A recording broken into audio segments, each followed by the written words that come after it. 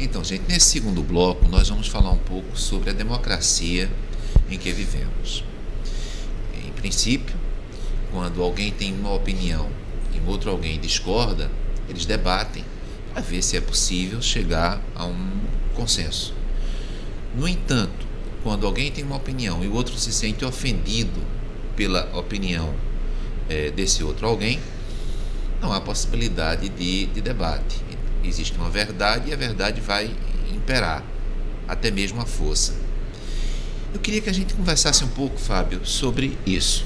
É possível lidar nos dias atuais com a democracia, ou a cultura do ódio provoca naquele que se sente odiado uma reação também de ódio, impossibilitando uma democracia, impossibilitando a conversa, o diálogo, a paz. Muito obrigado pela sua colocação, doutor Hélio. Como professor universitário, assim como doutor, nós nos deparamos com esses desafios constantemente, sobretudo aqui no Brasil, que é onde eu posso falar. De fato, aí eu presto uma homenagem ao professor Leite Campos, que ele tem um livro, Nós, vale a pena a leitura, onde ele trabalha em cima da perspectiva de você enxergar um ser humano através do outro, quer dizer, o outro ser o espelho de mim mesmo.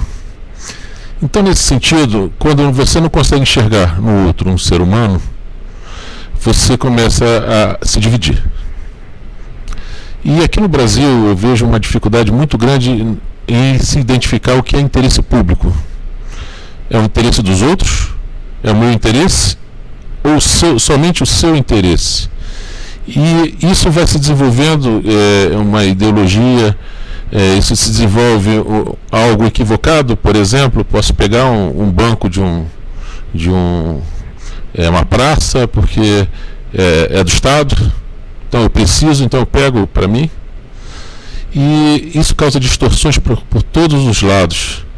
Acaba distorcendo, inclusive, a visão do que seja democracia. Democracia é respeito. É respeitar, é saber os limites. E essa atuação do respeito desse limite é que faz com que a sociedade progrida. Do contrário, você divide, você fraciona, como se fosse um campo de futebol de inimigos. Não é um campo de futebol de adversário, de inimigos. E isso nós encontramos em sala de aula, nós encontramos na imprensa, estamos encontrando por todos os lados.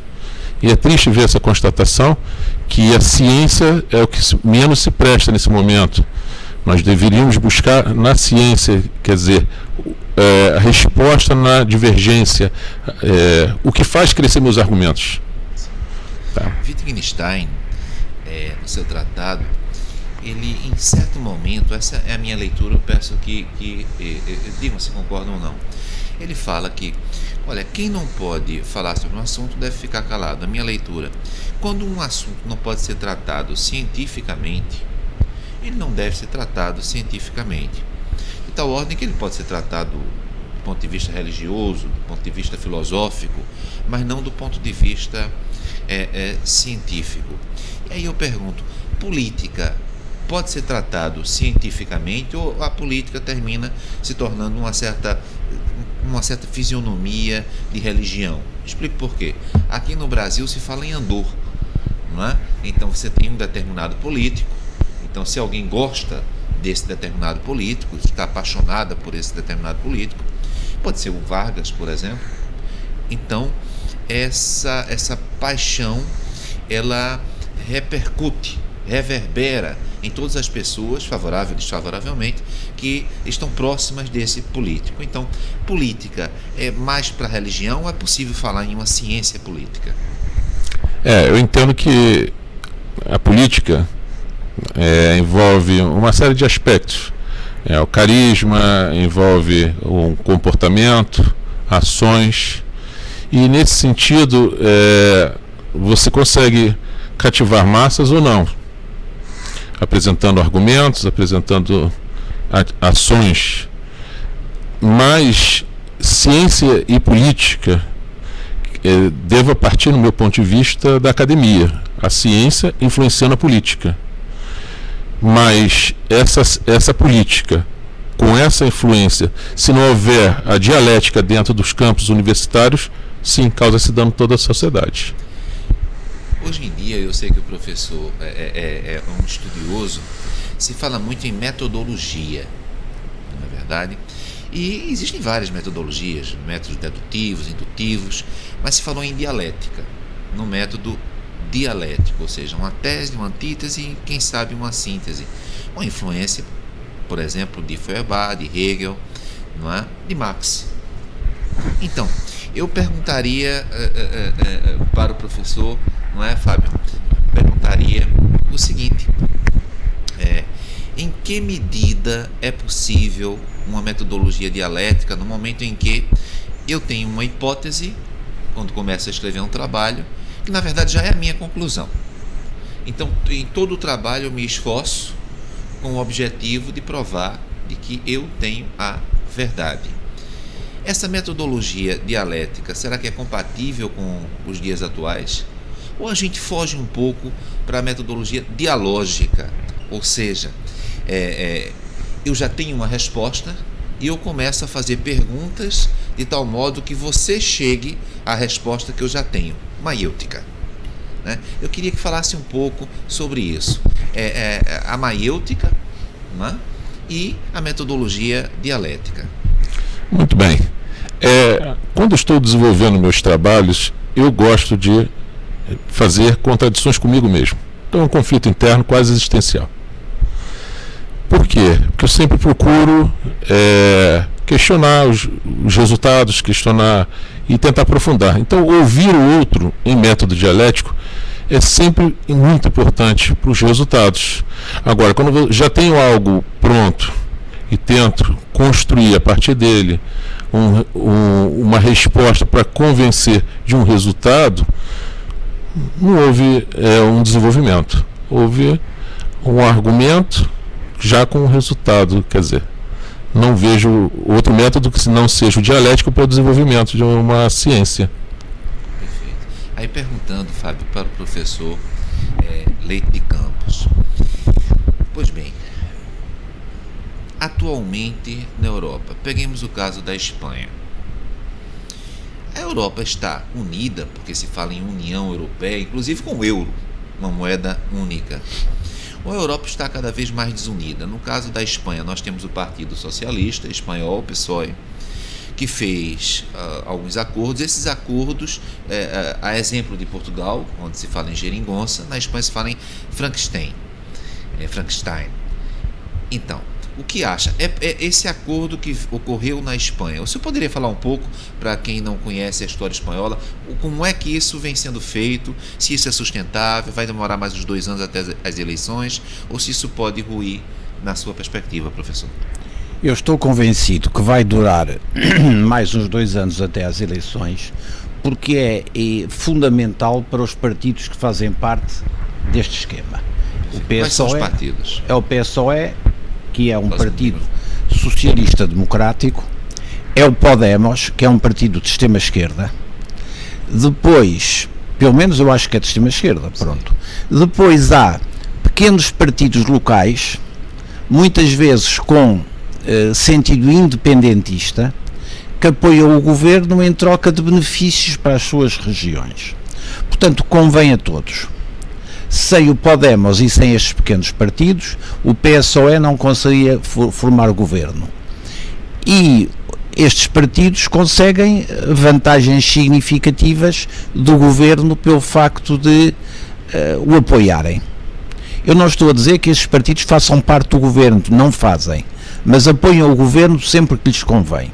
Portanto, a exemplo do que sucede em Portugal, e não quero fazer uma identificação total, este esquema convém a todos, nomeadamente ao PSOE, porque o PSOE estava num declínio muito acentuado. Mas o governo do PP foi incapaz de resolver alguns problemas fundamentais de Espanha, nomeadamente a vontade de independência de alguns catalães. Isso desacreditou um bocado. Agora, se este PSOE conseguir uma acalmia nas relações com a Catalunha, isso vai trazer muitos votos nas próximas eleições, e é disso que ele está à espera. Mas isto aqui revela o seguinte, em meu entender: na Europa, na maior parte dos Estados, não há um projeto político a ser levado para a frente. Quem diga um projeto político, um projeto de governo, que compreenda a comunidade nacional, a defesa perante o exterior, a segurança pública, a justiça, as prestações sociais, a educação, etc. Não há. Não há um modelo de sociedade a ser implementado. Vai-se tentando gerir o que há, pondo mais dinheiro aqui, mais dinheiro acolá. Isto não vai a sítio nenhum. Professor, revisão histórica. Atualmente eu vejo que nos Estados Unidos tem ocorrido uma revisão histórica, pessoas que eram objeto de estátuas, que eram respeitadas, se faz uma revisão histórica, se quebra a estátua, se tira a estátua. Pois bem, na Espanha também, com relação a Franco, não é? Vem ocorrendo revisões históricas. O senhor, que é uma pessoa com uma formação em história, o que pensa disso? Existem personagens dentro da sua época. Será que nós, agora, fora da época em que eles existiram, ao fazermos os seus julgamentos, nós não estamos, de alguma maneira, sendo injustos? Eu julgo que há dois tipos. Há os personagens históricos que foram genocidas, agressivos, partidários de assassínios em massa e tudo isso. Esses têm de desaparecer, as estátuas, os elogios e tudo isso. E há aqueles que pensaram, bem ou mal, não como nós pensamos hoje. Aqui, só uma interrupção, aqui o desembargador Baldo Cavalcante, do Tribunal Regional Federal da 5ª Região, com sede em Recife, não é verdade? Acabou de chegar. Foi vice-presidente do Tribunal Regional Federal da 5ª Região, uma pessoa por quem eu tenho o máximo carinho, o máximo respeito, não é? Aqui acabou de chegar exatamente nesse momento, não é, doutor Baldo, que a gente está conseguindo conversar aqui com o professor catedrático da Universidade de Coimbra, o professor Leite de Campos, com o seu doutorando, o professor Fábio Luiz Gomes, da Unilassalle, Universidade Espanhola, não é? Então, eu fico muito feliz de ter a possibilidade de tê-los todos aqui. É um prazer e uma honra. É verdade. Aliás, Cavalcante é um nome muito ilustre aqui no Recife, no Pernambuco. Podia que falássemos no microfone, professor. Cavalcante é um nome muito ilustre no Recife e no Pernambuco de uma maneira geral. Ao longo de toda a história há muitos Cavalcante, e continua a haver e haverá, que marcaram para o bem a sociedade pernambucana. Nós somos um bom país. Ataíde. Nós somos, aliás, a minha mulher, que é brasileira, também é Ataíde de Minas. Aí a gente estava conversando agora sobre a revisão histórica. Por exemplo, um juiz federal que é me orientando no doutorado, doutor Jorge André, que está na Carolina do Norte, não é? Ele... Sim, professor. Não, claro. Muito obrigado. Perfeito. Então, o doutor Jorge André estava falando sobre esse processo de revisão histórica nos Estados Unidos. Eu percebo que isso também ocorre em Portugal, não é? Existe uma espécie de panteão, não é, professor, em Portugal? Existe um panteão nacional, por onde vão, em princípio, as pessoas mais ilustres. Sim. Mas esse panteão consegue receber um certo número de túmulos. Se fôssemos a pôr os túmulos toda a gente ilustre da história portuguesa, no fim de um século tínhamos terminado. Está havendo revisão da legislação, parece, sobre isso. Está havendo revisão, mas repara, há figuras da história portuguesa perfeitamente incontornáveis. O Dom Afonso Henriques, o Condestável Nuno Álvares Pereira, o Vasco da Gama, o Pedro Álvares Cabral e muitos outros. E há hoje uns que... Mas as pessoas não estão interessadas no panteão pelas pessoas da história, mas pelas pessoas que hoje vão lá parar. E hoje há muita discussão sobre os critérios de ir ter ao Panteão. A mim devo-lhe dizer que me é perfeitamente indiferente isso, que não dou importância nenhuma ao Panteão, que acho todas as pessoas maravilhosas e para mim qualquer pessoa é digna, correta e boa. Pronto. Professor, e quanto à Itália? Agora, recentemente, mais de 170 pessoas que estavam ao mar foram recolhidas pela Liga Norte. E a Itália também, assim como Portugal com a Geringonça, a Espanha com o Frankenstein, a Itália conseguiu reunir o Pepe Grillo com a Liga Norte.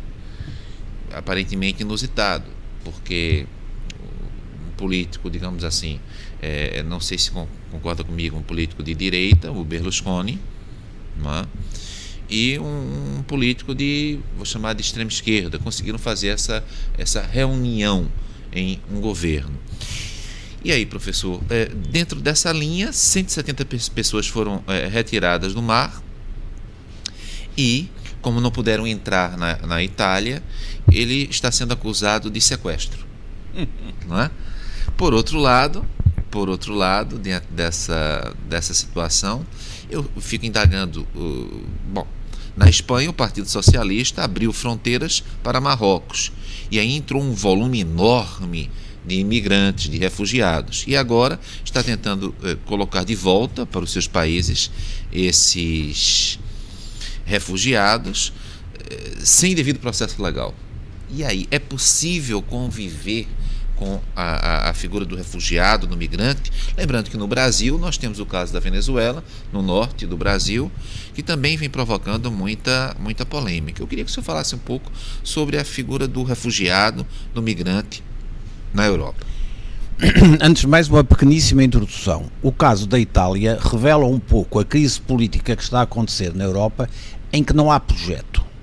Como não há projeto, junta-se o preto, o branco, o amarelo, o vermelho, o azul às rosinhas, junta-se gente que em princípio era incompatível no sentido de levarem para a frente políticas oportunistas. Pronto. Isso não acontece só na Itália, acontece em quase todos os outros países, Agora, quanto aos refugiados, eu diria o seguinte, a inconsciência, que se uma pessoa é refugiada mesmo, tem de ser acolhida no país para onde se destine com todo o carinho que se atribui a um cidadão, porque eu reconheço-me nele e eu quero lhe dar o mesmo tratamento que eu pediria se estivesse na situação dele. Pronto. Isso para mim é irrecusável. Agora, uma parte significativa dos refugiados são refugiados económicos. Não sei se é 90%, se é 95%. Mas, professor, com relação à Previdência, por exemplo, o que fazer? Porque também na Alemanha há esse problema, uma certa rejeição, gera até uma certa xenofobia. Por quê? Aquele país produz recursos que conseguem permitir a sobrevivência, inclusive na fase de uma idade mais avançada, a partir desse sistema de previdência. No momento em que refugiados chegam, há um certo desequilíbrio nas receitas do Estado, não é? Como resolver isso, professor? O que é que o senhor assinalaria? Ora bem, eu ponho sempre de reserva o refugiado autêntico. Aconteça o que acontecer, nós temos de os ajudar. E os outros? Repara uma coisa, a África e o norte da África, daqui por uns anos, terão 2.400 milhões de pessoas. Mais do que hoje a China e a Índia juntas. A Nigéria terá 300 milhões de pessoas, a Uganda terá 200 milhões de pessoas e a população da maior parte dos países africanos duplica cada 20 anos. Eu devo dizer que vejo isto com muita satisfação porque eu gosto de pessoas. Eu reconheço-me em todos os outros e quanto mais melhor em certo sentido. Mas a verdade é que temos de os manter. É solução virem todos para a Europa? Não é. O que a Europa tem de fazer não é solução nem é humano, porque o que eles querem é ter meios de sobrevivência nos seus próprios países. Certo. Eu diria que os governos europeus, se tivessem algum projeto e não têm, deveriam investir maciçamente em projetos de ajuda social, projetos de desenvolvimento económico, etc., em África. Uma coisa, a Europa construiu-se economicamente a partir dos excedentes da agricultura, que permitiu desencadear o comércio e depois a indústria. Deveria investir-se, em meu entender, maciçamente na agricultura em África, fixar lá as populações e fazer transitar, mantê-las, fazê-las sobreviver em condições dignas e depois transmitir os excedentes para o comércio e para a indústria. Salazar houve um período em que quis transferir alguns portugueses para as colônias. Não é? Isso, quando eu falo Salazar, eu estou me referindo ao século XX. Parece que não deu certo, não é, professor? Eu não sei, depende da ótica, está a ver, porque pelas notícias que eu recebia na altura de Angola e de Moçambique, os portugueses e os locais conviviam. Não sei em que medida, em que etc., mas conviviam. Depois veio a chamada descolonização, certo, e os portugueses que lá viviam vieram-se todos embora. Porque isso, em certa medida, convinha também a certas entidades internacionais, portuguesas e tudo. Convinha retirarem de lá uma parte da população que era trabalhadora, organizada, com valores morais, etc.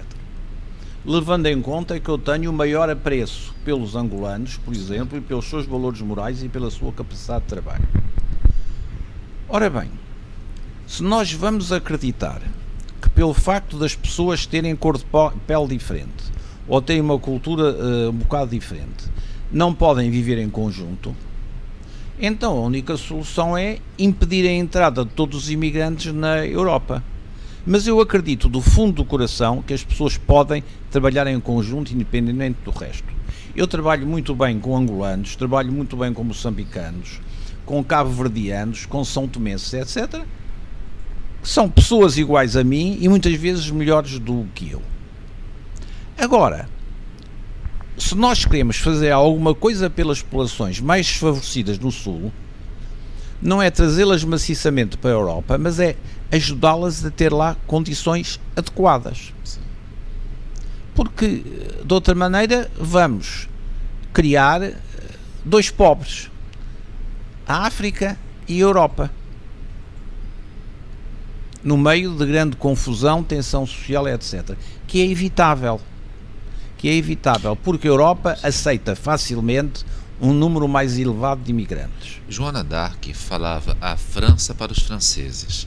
Trump fala agora algo parecido, na América para os americanos. Então, eu pergunto, dentro dessa perspectiva de mundo que efetivamente nós temos, não é? Seria uma utopia imaginar que essa possibilidade de paz, de convivência entre os diferentes, está cada vez mais distante? Seria utopia imaginar que isso é possível? O senhor, como eu queria lembrar aqui para quem não sabe, o professor é doutor em Economia, Políticas Econômicas e Sociais pela Universidade de Paris, não é, professor? Exatamente. Ora bem, eu devo lhe dizer que acredito profundamente na pessoa humana. O meu percurso de jurista, de economista, de historiador e de filósofo é na crença da pessoa humana. Todos são iguais a mim, todos são meus irmãos, eu reconheço-me em todos e espero que eles se reconheçam em mim. Mas temos de ser realistas. Quando a Joana d'Arc falava França para os franceses, estava a afastar os ingleses que estavam a invadir a França. O Trump dizer que a América para os americanos, não sei, não conheço isso suficientemente bem. Agora, se nós introduzimos grandes fatores de desestabilização numa comunidade já existente, nem favorecemos a comunidade que já existe, nem a comunidade que chega. Fazemos só choques. O que temos é de preparar a comunidade que recebe para ser o mais aberta possível e a comunidade que chega para se adaptar o mais possível. Chegarem a meio, chegarem a um encontro. É um pouco como um casal. O marido tem de mudar e a mulher também, no mesmo sentido. Portanto, eu não vejo com preocupação a chegada de imigrantes à Europa. O que sei é que a Europa não pode receber todos aqueles que querem vir para a Europa. Não pode. Consequentemente, a solução não é criar uma barreira de arame farpado à roda da Europa. É receber os que for necessário e conveniente e ajudar os outros nos seus países. Perfeito. Então, nós já mais ou menos chegamos também nesse bloco a um tempo, que nós temos um tempo médio de 30 minutos por cada bloco. E para o próximo bloco, como eu havia previsto desde o início, nós vamos falar sobre direito, sobre o Poder Judiciário. O Poder Judiciário no Brasil e o Poder Judiciário nos vários estados europeus. Vamos tentar, dentro dessa conversa, que eu espero que continue não apenas em Recife, mas no Rio de Janeiro, em Portugal, não é? Vamos tentar, dentro dessa conversa, estudarmos juntos, não é? Como vem funcionando o Poder Judiciário no Brasil e como funciona o Poder Judiciário nos vários estados europeus.